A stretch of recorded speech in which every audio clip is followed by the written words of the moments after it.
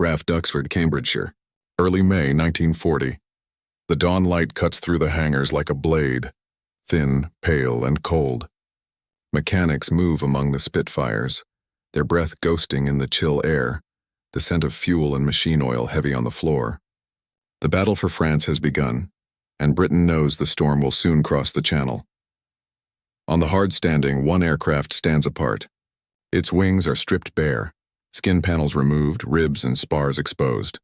Around it, a small group of engineers in oil-stained overalls bend over their notebooks. Among them is one man, an RAF engineer who has been arguing for weeks that the Spitfire's elliptical wings, beautiful as they are, hide a flaw. His proposal, dismissed by many as impossible, will require a subtle but radical change to the wing's geometry. A crazy fix, they call it. If it works, it could make the Spitfire faster in a dive, sharper in a climb, perhaps fast enough to survive what is coming. The engineer steps back, watching the morning sun strike the unpainted metal. The test flight is minutes away. By the spring of 1940, Britain stood on the edge of an abyss. The German blitzkrieg had swept through Scandinavia, and now rolled towards the Low Countries with terrifying speed. Within weeks, Europe's map was collapsing. Poland gone, Norway occupied, France faltering. Across the Channel, the British Expeditionary Force dug in, uncertain how long they could hold. In London, Winston Churchill had not yet taken the helm. The country was still under the anxious governance of Neville Chamberlain, whose promises of peace for our time now rang hollow beneath the drone of Luftwaffe bombers over Rotterdam. Within the Air Ministry, the mood was equally tense. Britain's fate, many believed, would rest not on ships or tanks, but on its slender new fighter aircraft, the Hawker Hurricane and the Supermarine Spitfire. The Spitfire had only entered service the previous year, its sleek elliptical wings and Rolls-Royce Merlin engine, representing the cutting edge of British design. But it was still a new machine, untested in large-scale combat, and its production was far from smooth. Supermarine's factory at Southampton was struggling to meet demand. Skilled labor was scarce, and the Ministry of Aircraft Production under Lord Beaverbrook had yet to impose the ruthless efficiency that would later define Britain's wartime industry. At RAF stations like Duxford, Tangmere, and Biggin Hill, ground crews worked tirelessly to keep the early Mky Spitfires airworthy. Pilots admired their grace in flight but often reported small quirks. A stall that came suddenly, a roll rate that felt sluggish at high speed, or a wing that seemed to twist under stress. These were not faults in craftsmanship but the growing pains of innovation.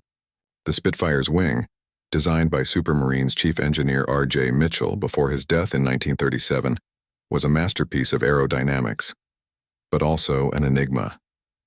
Its shape gave the aircraft its agility and beauty, yet its complexity baffled many field engineers tasked with maintaining it.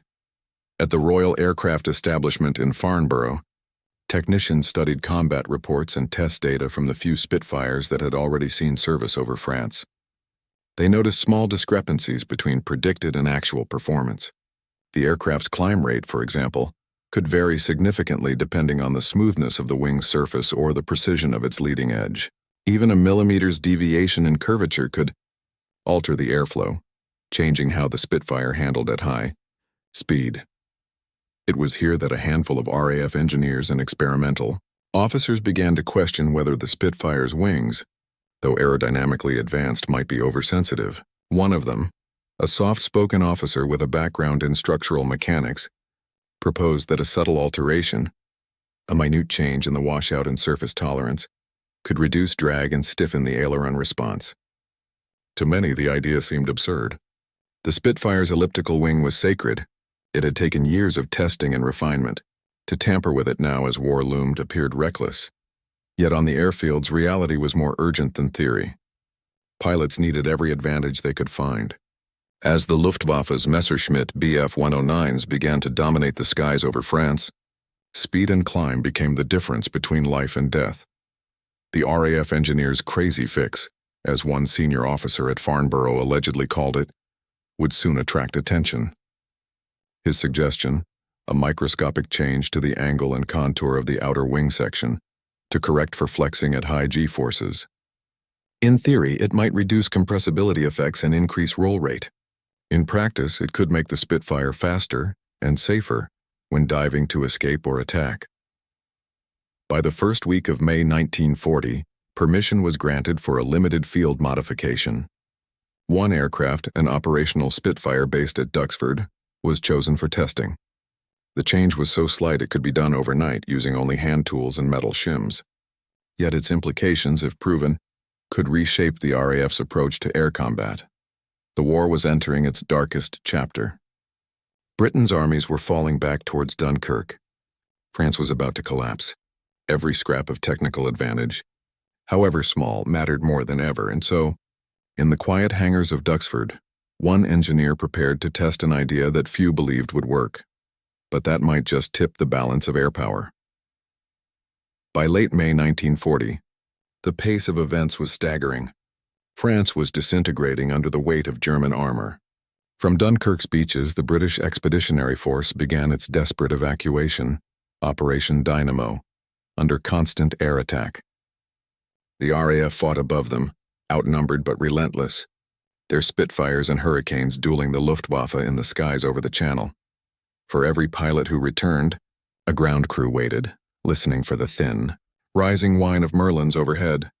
In those moments between sorties, they became inventors, improvisers, and engineers in their own right. Many of the RAF's greatest wartime innovations did not emerge from design offices, but from the hands of those who serviced machines under fire. The Spitfire's wing, however, remained both a triumph and a torment. Its design, a double elliptical planform of extraordinary efficiency, reduced drag and maintained lift even at high angles of attack. But the same elegance that made it formidable also made it fragile. The structure, a lattice of light alloy spars and stressed skin panels, had to be built with exquisite precision. In factory conditions at Supermarine's Woolston and Castle Bromwich plants, such tolerances could be maintained. Out in the field with tools dulled by mud and cold, perfection was harder to achieve. Reports began to reach Farnborough and the Air Ministry. Some Spitfires performed fractionally better than others, a few miles per hour faster, a few seconds quicker in the climb. Pilots spoke of it as personality. Each machine has its own mood, one said, but to engineers it was a technical mystery. Why should identical aircraft differ in speed by up to 15 miles per hour? At the Royal Aircraft Establishment, analysts pored over test data. They discovered that small manufacturing differences in the wing's leading edge could disrupt airflow, increasing drag and affecting aileron responsiveness. The Spitfire's wing was designed to be rigid, yet in violent maneuvers it could flex, altering its aerodynamic profile mid-flight. Some engineers proposed strengthening ribs and spars, but that would add weight. Others suggested the use of flush riveting and smoother surface finishing, both slow and resource-intensive.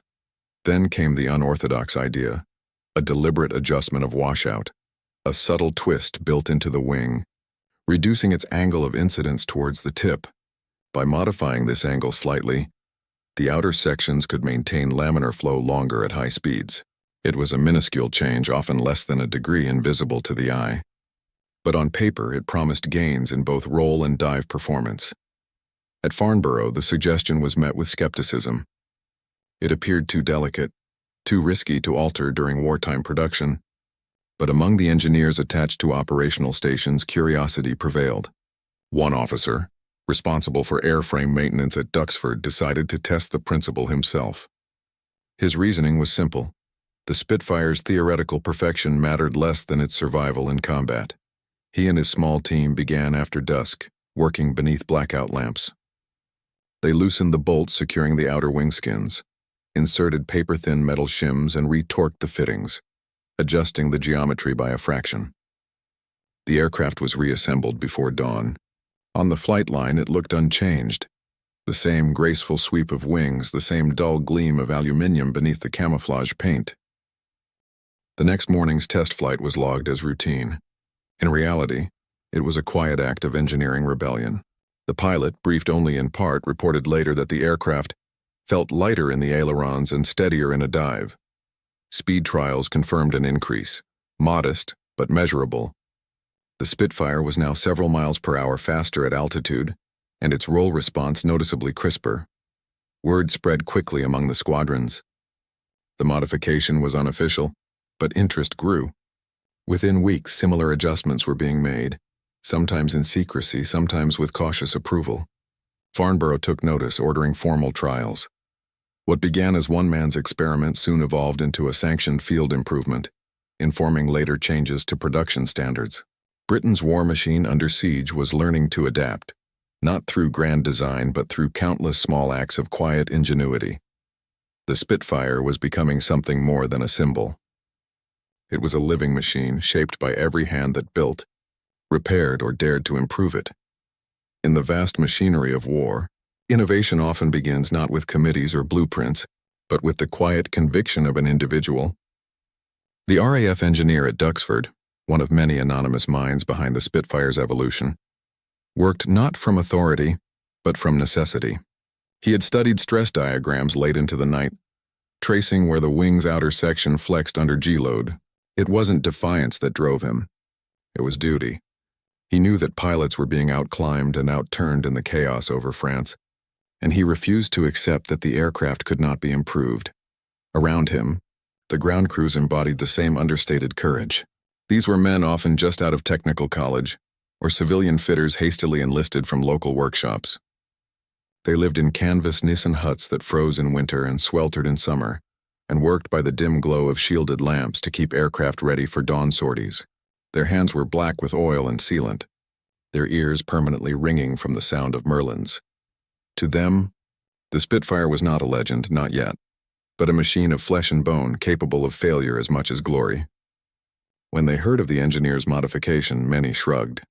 If it helps them up there, one fitter said, it's worth the risk. This was the heart of wartime ingenuity. Ordinary people, making extraordinary choices without ever expecting credit. The work was meticulous, sometimes perilous. A small misalignment could mean catastrophe, yet these men persevered. Guided by quiet faith in precision, their improvised change to the wing might have seemed insignificant in the moment, but it was the embodiment of the RAF's broader spirit: to endure, to adapt, and to fight back with intellect as much as with steel. The Battle of Britain would soon make clear what every pilot already knew. Survival in combat depended on seconds. The Spitfire's speed advantage over the German Messerschmitt Bf 109 was narrow, often no more than 15 miles per hour. In a dogfight, that difference could mean the space to climb, to evade, or to strike first. The Luftwaffe's tactics relied on speed and dive superiority. The Bf 109 could descend faster without losing control, its rigid wing tolerating higher compressibility. British pilots, by contrast, sometimes found the Spitfire's controls heavy at high speed, especially in the roll. A moment's hesitation in leveling out from a dive could be fatal. The Duxford modification, a fractional adjustment in the wing's washout, offered a subtle but critical improvement. It gave pilots finer control at high speeds, allowing quicker recovery from dives and sharper responses during pursuit. Small advantages like these accumulated invisibly, yet they saved lives. Flight tests conducted later at Farnborough confirmed what the pilots already sensed. A properly adjusted wing could improve roll rate by nearly 10%. It was not headline material, but in the precision mathematics of air combat, it shifted the equation in Britain's favor. Squadron leaders quickly realized that speed and control were psychological weapons as well. A pilot who trusted his aircraft fought more boldly. The engineer's quiet innovation became a source of confidence, a hidden edge that strengthened morale as much as performance. Every improvement, however small, echoed through the tactics of the RAF. And when the skies above southern England turned into the crucible of the Battle of Britain, these refinements, born of technical stubbornness and sleepless nights, proved decisive. The Spitfire's wing remains one of the most studied aerodynamic designs in history. Its elliptical planform reduced induced drag and ensured even lift distribution, allowing high maneuverability without sacrificing stability. Yet this perfection made it delicate to manufacture and maintain. At Farnborough, researchers in the aerodynamics department used smoke tunnels to visualize the flow over the Spitfire's surface. They discovered that the smoothness of the skin and the alignment of rivet lines could affect airflow more than previously thought. Even the polish of the paint mattered. Any disturbance created tiny eddies that robbed the aircraft of speed.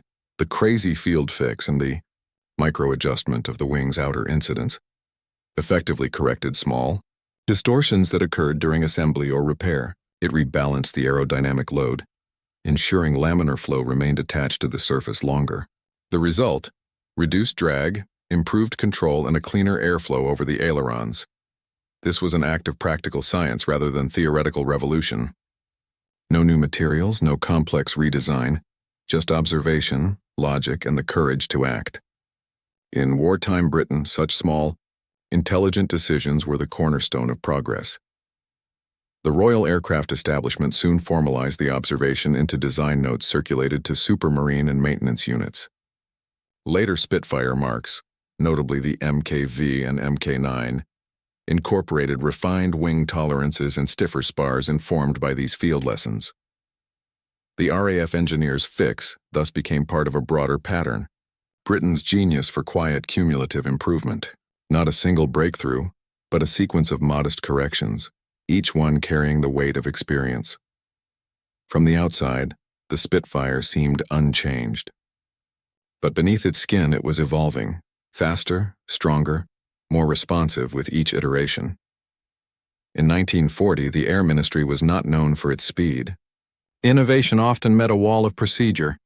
Proposals for technical changes traveled through layers of committees: Design Liaison, Directorate of Technical Development, Ministry of Aircraft Production, each cautious, each wary of disrupting production lines already straining under pressure. When reports of the Duxford Wing Modification reached Farnborough, they were first treated as anecdote. Test pilots mentioned improved handling, but formal documentation was slow to follow. It was only when Air Chief Marshal Hugh Dowding, head of Fighter Command, heard consistent accounts from squadron leaders that attention shifted. Dowding, a meticulous man with an engineer's eye, had long championed scientific precision in air defense, from radar integration to aircraft maintenance. He requested a technical briefing, and Farnborough's findings landed on his desk within weeks. The data was modest but convincing.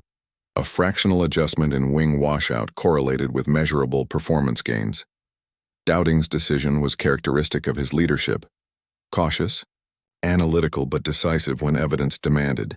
He authorized a controlled trial across several squadrons, instructing the Airfighting Development Unit at Duxford to supervise.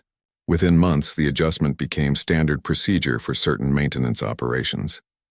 What began as an act of individual ingenuity thus filtered upward into doctrine, not through grand announcement, but quiet acceptance. The RAF, still fighting for survival, learned to trust its own field engineers. This was Britain at its most effective, a nation balancing discipline with flexibility, turning pragmatism into policy. Behind the RAF's airfields lay the broader miracle of wartime industry, an industrial network of factories, workshops, and civilian specialists who transformed engineering improvisation into mass production. When word of the Spitfire wing modification reached the Ministry of Aircraft Production, it triggered discussions with Supermarine's technical staff and subcontractors. Many of these factories had been converted from peacetime manufacture: car plants in Birmingham, machine shops in Coventry, furniture makers in High Wycombe. Skilled hands adapted overnight to the demands of war. Engineers from Farnborough visited the Castle Bromwich plant, where hundreds of Spitfires were being assembled monthly. They demonstrated how minute adjustments to the wing jig, the assembly frame, could replicate the Duxford effect with precision. Production managers embraced the change, not for ideology, but because it improved quality control. Across Britain, similar stories unfolded. At Rolls-Royce in Derby, minor refinements to Merlin engines yielded major gains in reliability. At Vickers in Weybridge, stress engineers developed new riveting patterns to save weight. Innovation became decentralized, a culture of small revolutions, each born from necessity and wartime pressure. For the men and women on the factory floor, these changes were deeply personal. Many had lost family in the Blitz or on the front. Each improvement to an aircraft meant one more pilot might come home. They understood that the fight for survival was fought not only in the sky, but in every lathe cut. Every measurement checked twice. The story of the crazy wing fix belonged as much to them as to the engineer who conceived it. It symbolized the unity of Britain's wartime industry. a collective determination to outthink as well as outproduce the enemy. By the summer of 1940, as the Battle of Britain raged above southern England, the Spitfire had already transcended its technical origins. It had become an emblem of British defiance, the shape of resistance itself. Yet behind that legend lay thousands of unseen acts of ingenuity. To the pilots, the aircraft's performance inspired confidence. To the public, it symbolized hope. But to the engineers and technicians, it was a canvas for problem-solving, proof that intellect could hold its ground against tyranny. The Duxford Wing adjustment captured something essential about Britain's wartime identity, a culture of calm innovation under pressure. The phrase often used by officials, muddling through, underestimated it. This was not muddle but method, an instinct for quiet, logical improvement. Even Churchill in his speeches understood the moral weight of such ingenuity. "We shall fight with growing confidence," he said. But that confidence was built upon the trust that British science and industry would not fail. Each small breakthrough in radar and code breaking, in aircraft design, reinforced that national belief. When historians later examined the evolution of the Spitfire, they found no single leap that defined its greatness. Instead, they discovered a mosaic of small advances, incremental, cumulative, often anonymous. Together, they formed a pattern of resilience unique to wartime Britain. The story of the engineer's crazy idea was not an outlier. It was the rule. In the face of invasion, innovation became an act of patriotism. RAF Duxford, 12th May 1940. The day began cold and windless, the air heavy with a gray stillness that seemed to hang over the station. On the tarmac, a single Spitfire was being rolled from the hangar. The test aircraft marked discreetly with yellow chalk notations on its wings. Inside, the engineer checked his logbook one last time. The modification was simple, a fractional increase in the wing's washout achieved with shims no thicker than a razor blade. Yet to those who understood aerodynamics, it represented a profound gamble. The pilot chosen for the test, an experienced flight lieutenant from No. 19 Squadron, was told only that the aircraft had undergone minor control adjustments. His task performed standard climb and dive trials at varying altitudes, with specific attention to roll response and stall characteristics. Shortly after 8 hours, the Merlin engine ignited, that familiar throaty roar rolling across the airfield.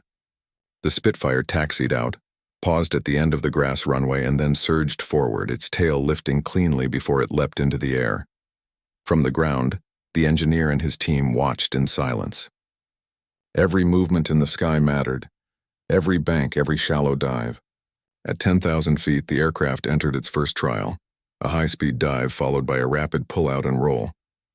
To the observer on the theodolite, it was a blur, but on the radio came the words they hoped for. Handling steady. Roll lighter than expected.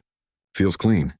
Encouraged, the pilot pushed further. At 20,000 feet, the Spitfire leveled off and accelerated into a near-vertical dive. The airframe shrieked under pressure, the controls stiffening as air density increased. Then, without warning, the aircraft rolled smoothly into recovery. No judder, no abrupt stall. It was the kind of difference that could never be captured by numbers alone. The engineer scribbled notes furiously, recording control pressures, response times, and airspeed estimates. The pilot, circling back for landing, reported a top speed increment of several miles per hour. More importantly, the ailerons, once known to lock slightly at high velocity, now moved freely. When the Spitfire touched down, the airfield crew gathered without ceremony. The pilot climbed out, grinning beneath his leather helmet. "Feels right," he said simply. That was all. No fanfare, no formal applause, just the quiet satisfaction of those who knew they had made something better.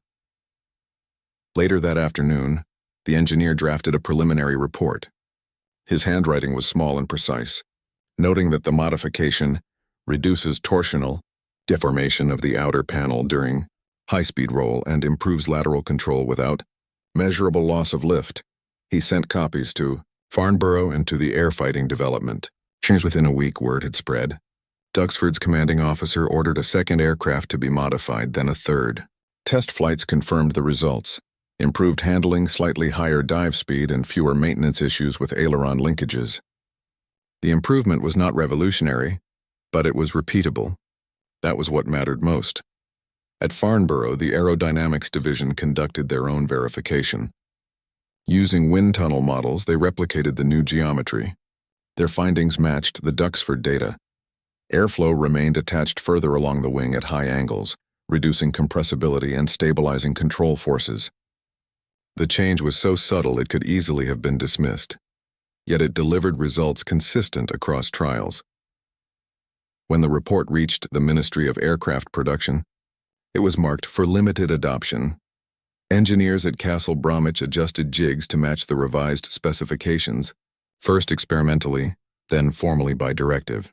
Production Spitfires leaving the line by autumn 1940 carried the improvement quietly built in. No announcement, no bulletin, simply better performance. The timing was extraordinary. In June, France fell. Britain now stood alone. By July, the Luftwaffe turned its full attention to the skies above southern England. As the Battle of Britain began, the first of the modified Spitfires were entering combat. The pilots who flew them noticed the difference immediately. "She holds steady in the dive now," one recorded in his log. "Rolls clean at 400 and still answers the stick." In dogfights where seconds determined survival, that refinement meant everything. What had begun as a crazy idea, a handful of shims on a single aircraft, had evolved into a quiet revolution of design. It was proof that progress could emerge from the margins, from a workshop bench, a hangar floor, or the persistence of one mind unwilling to accept good enough. The skies above Britain were about to become a crucible, and in that crucible every small advantage would be tested in fire. By the height of the Battle of Britain in August 1940, the skies above Kent and Sussex had become a battlefield unlike any in history. Pilots rose before dawn, their faces drawn, their eyes bloodshot from lack of sleep. The engine notes of Spitfires and Hurricanes filled the morning air, a deep mechanical symphony that every Briton would come to recognize. In those desperate weeks, aircraft were repaired, refueled, and returned to combat within hours. A single Spitfire could fly 4 sorties in a day, often with bullet holes still patched with aluminium tape. Under such strain, the reliability of the airframe was everything. A wing that flexed too much or controls that stiffened too early could mean the difference between a victorious return or a crash in the channel. The Duxford wing adjustment, once a quiet experiment, was now quietly saving lives. Reports from Fighter Command filtered in through the Air Ministry's technical branches. Spitfires with the new wings were holding together under stresses that had buckled earlier examples. Pilots described steadier handling in dives, smoother rolls in pursuit, and improved recovery from high-speed turns. These observations converged with operational data collected by the Airfighting Development Unit. Statistical comparisons between squadrons equipped with modified aircraft and those still using earlier builds showed a measurable reduction in flight control failures. Margins were narrow, often only a few percentage points, but in combat, small differences magnified. Doubting, ever the careful administrator, noted in a private memorandum that such engineering refinements reflect the character of the service itself, modest, precise, unyielding.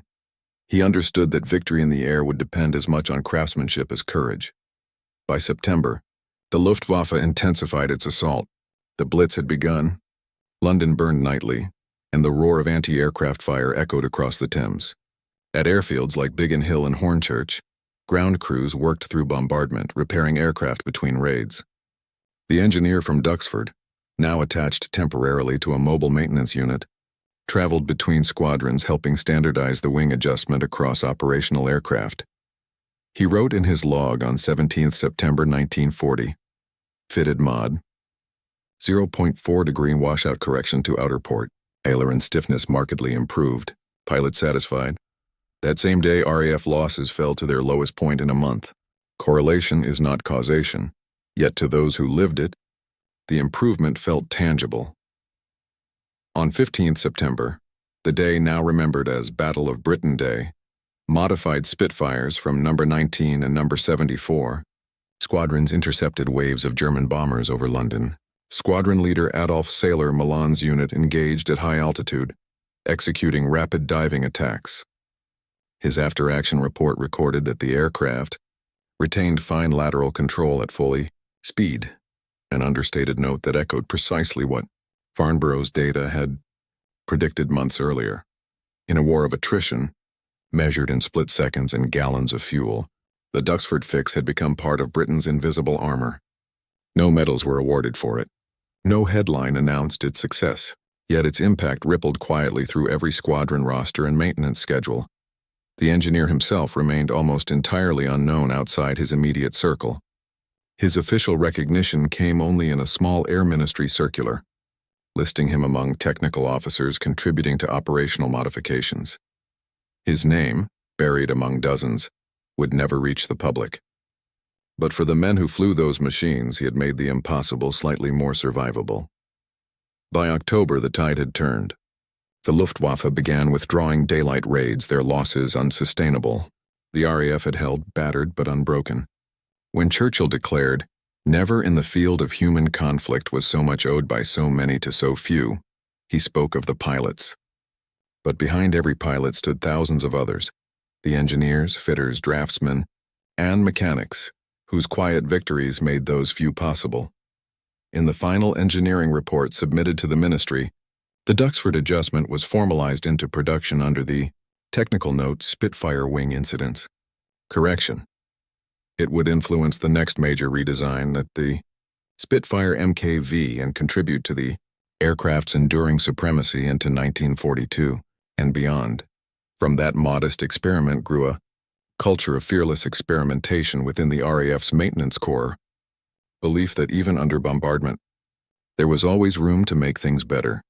Britain's air power had survived its trial by fire, and in the hush that followed the battle, the nation began to realize that endurance had many forms, not just in the skies but in the hangars, workshops, and drafting rooms that quietly defined victory.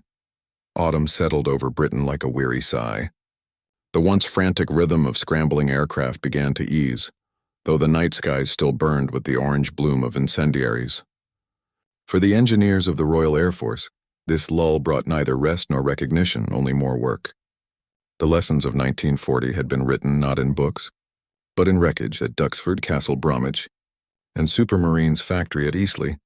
Teams began cataloging the hundreds of field modifications improvised during the battle. Among them, the Duxford Wing Correction, now officially absorbed into production, was studied, refined, and replicated with increasing precision.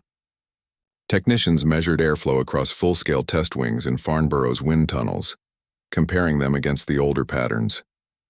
The data was conclusive. The new geometry reduced roll stiffness at speeds above 400 mm and delayed compressibility effects that had plagued early versions. It was, in engineering terms, a marginal gain. Yet war is built on margins. Pilots flying the Spitfire Miku and later the MKV would inherit these quiet refinements without ever knowing their origin. They simply found their aircraft more responsive, more forgiving in combat. Many pilots remarked that the Spitfire seemed to fly itself at times, a compliment born of subtle craftsmanship, not luck.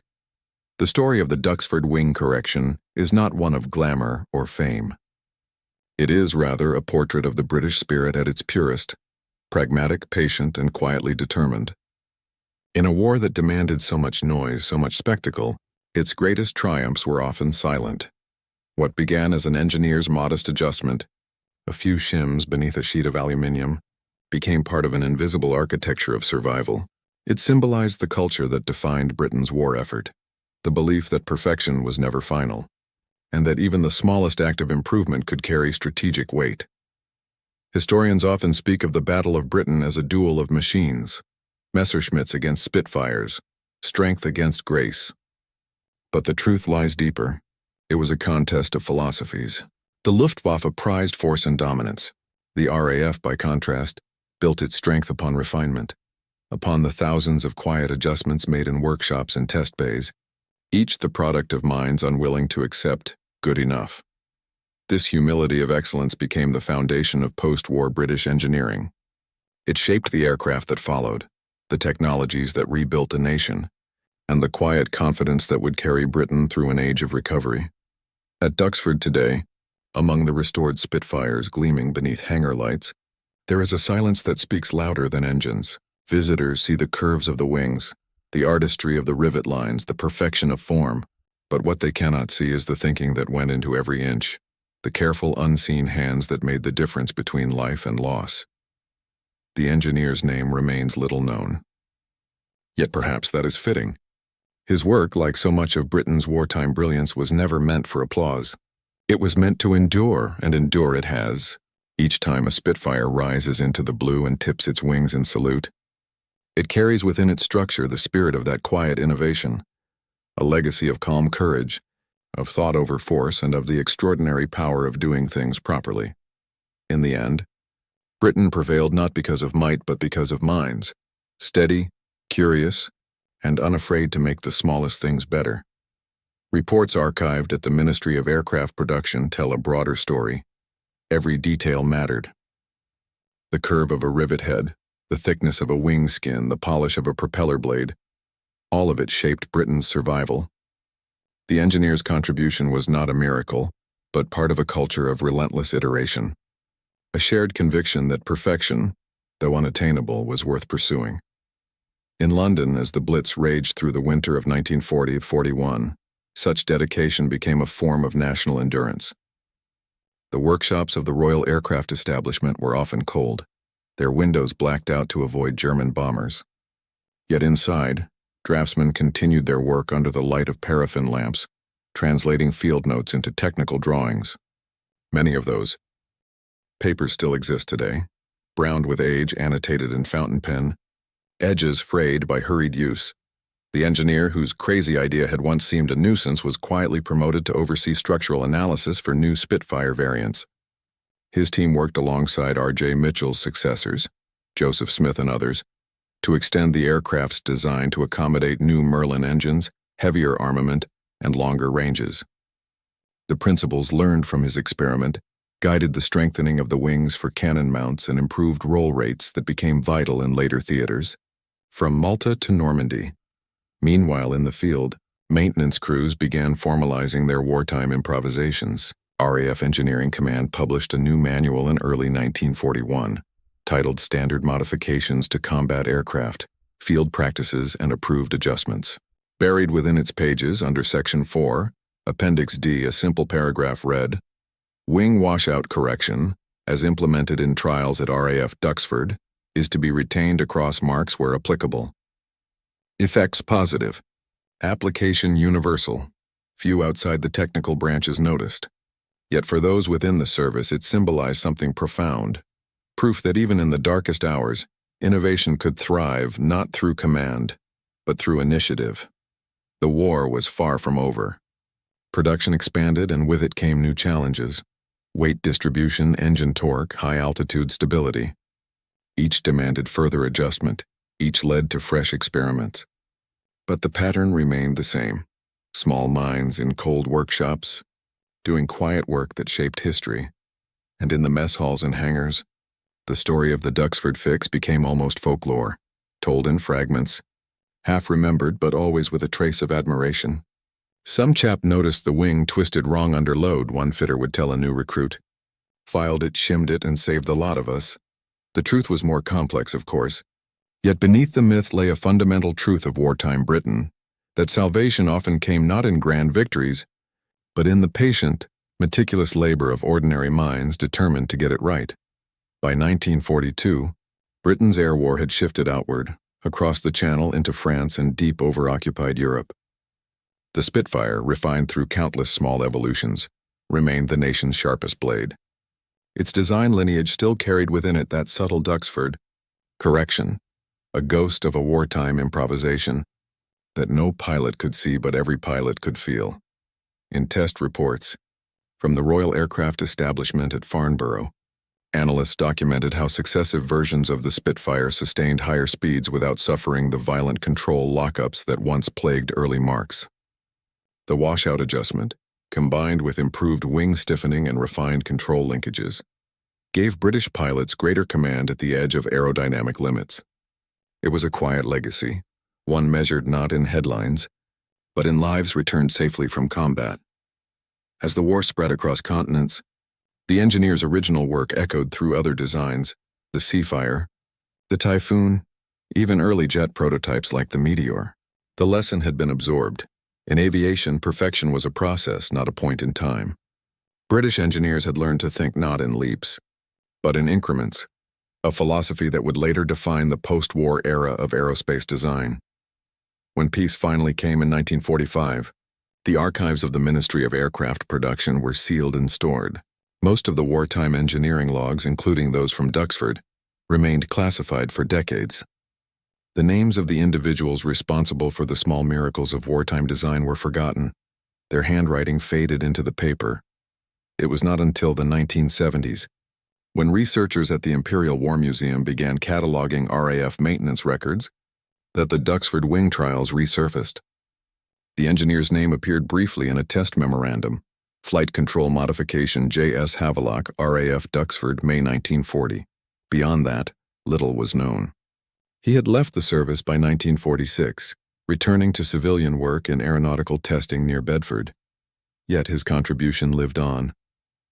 The principles refined in his wartime experiments informed the later generations of British aircraft, from the sleek lines of the Hawker Hunter to the supersonic precision of the English Electric Lightning. Each embodied that same philosophy: stability under stress, agility without compromise, elegance grounded in engineering truth. Within the broader tapestry of Britain's war effort, such figures rarely received recognition. The spotlight fell understandably upon the pilots, the few whose courage defined an age. But as historians later reflected, the Battle of Britain was also a triumph of culture, a national instinct to improve, to adapt, and to endure. In the ruins of post-war Europe, when Britain faced austerity and reconstruction, the quiet lessons of those engineers remained a moral compass. They had proven that greatness required neither wealth nor spectacle, only the refusal to stop thinking when others gave up. When the last surviving Spitfires took to the skies again in peacetime air shows, their wings carried more than paint and polish. They bore the invisible legacy of thousands of hands, from the apprentices at Castle Bromwich to the draftsmen at Supermarine, from the fitters and field hangers to one thoughtful engineer at Duxford, who refused to accept that a perfect aircraft could not be made better. In every roll, every climb, every effortless dive, his work endures. A whisper in the slipstream, a testament to a nation's unyielding pursuit of precision amid chaos. The war had ended. The world had changed. But the Spitfire, and the spirit that shaped it, would forever symbolize Britain at its best: calm under pressure, exact in purpose, quietly victorious.